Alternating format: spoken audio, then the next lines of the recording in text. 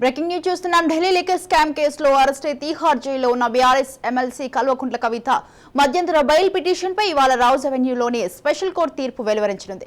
తన చిన్న కొడుకు ఎగ్జామ్స్ నేపథ్యంలో మధ్యంతర బెయిల్ ఇవ్వాలని కవిత ఇటీవల కోర్టును ఆశ్రయించారు. ఈ పిటిషన్ పై ఈ నెల 4న విచారణ చేపట్టిన జడ్జి కావేరి బవేజా ఇరువైపు వాదనలు ముగిసినట్లు స్పష్టం చేశారు.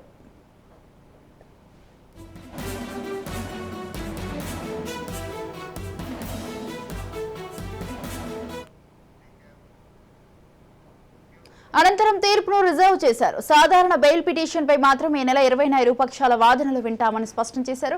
కవితకు కోర్టు విధించిన 14 రోజుల జ్యుడిషియల్ కస్టడీ ముగియనుంది. దీంతో కవిత మధ్యంతర బెయిల్ పిటిషన్ తీర్పులో ఉంటుందోనన్న ఉత్కంఠ నెలకొంది. ఒకవేళ కోర్టు కవితకు బెయిల్ నిరాకరిస్తే మంగళవారం మళ్లీ ఆమెను కోర్టు ముందు హాజరుపరుస్తారు.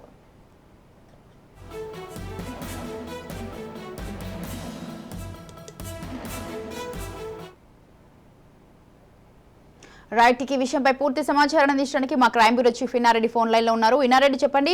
ఢిల్లీ లిక్కర్ స్కామ్ కేసులో అరెస్ట్ అయ్యి తీహార్ జైల్లో ఉన్న బీఆర్ఎస్ ఎమ్మెల్సీ కల్వకుంట్ల కవిత మధ్యంతర బెయిల్ పిటిషన్ పై ఇవాళ రౌజ్ అవెన్యూలోని స్పెషల్ కోర్టు తీర్పు వెలువరించినందుకు తెలుస్తోంది. దీనికి సంబంధించి మీ దగ్గర ఉన్న అప్డేట్స్ ఏంటి?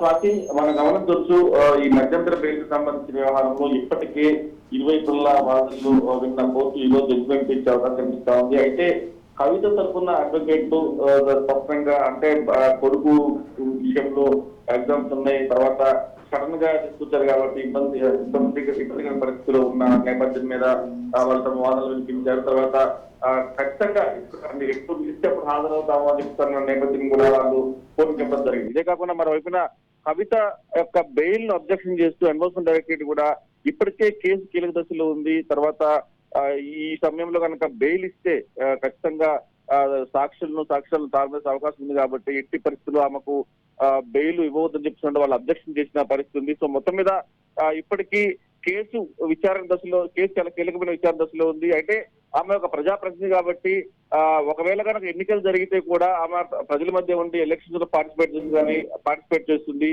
సో ఆ ప్రజాప్రతినిధి కాబట్టి ఈ సెంటిమెంట్ గా కావాలని చెప్పిన వాళ్ళు మద్దతు బెదిరిస్తున్న ప్రయత్నం చేస్తారని చెప్తాను. అంటే ఇరువైపులా తమ వాదన వినిపించారు. మరి ఈ రోజు ఎలాంటి తీర్పు వస్తా ఉంది, ఆ బెయిల్ వస్తుందా రాదా దాని మీద తర్వాత కొనసాగుతున్నప్పుడు కూడా మరి బెయిల్ వచ్చే అవకాశాలు చాలా తక్కువ ఉన్నాయని చెప్పి న్యాయవాదులు చూస్తున్న పరిస్థితి. ఎందుకంటే ఇప్పటికే కేజ్రీవాల్ సంబంధించిన వ్యవహారంలో కావచ్చు, తర్వాత దీంట్లో చాలా కీలకమైన ఇన్వెస్టిగేషన్ కొనసాగుతా ఉంది. మరోవైపున దీంట్లో అంటే సిబిఐ విచారణ కూడా ఇప్పటికే కోర్టు అనుమతించింది. జైల్లోనే విచారించాలి, కానిస్టేబుల్ సమస్య విచారించాలని చెప్పిన సిబిఐ కూడా అనుమతించిన నేపథ్యంలో మరి ఈ రోజు ఇచ్చిన డెసిషన్ ప్రకారం సిబిఐ మరి తమ డెసిషన్ ఎక్కడ ఇన్వెస్టిగేషన్ చేయాలి, ఎక్కడ విచారణ చేయాలని నిర్ణయించుకునే అవకాశం కనిపిస్తారు. సో ఓవరాల్ చూస్తే ఈ రోజు బెయిల్ అనే దాని మీద ఒకవైపు సిబిఐ ఎన్ఫోర్స్మెంట్ డైరెక్టరేట్ కూడా ఆసక్తి చూస్తున్న పరిస్థితి.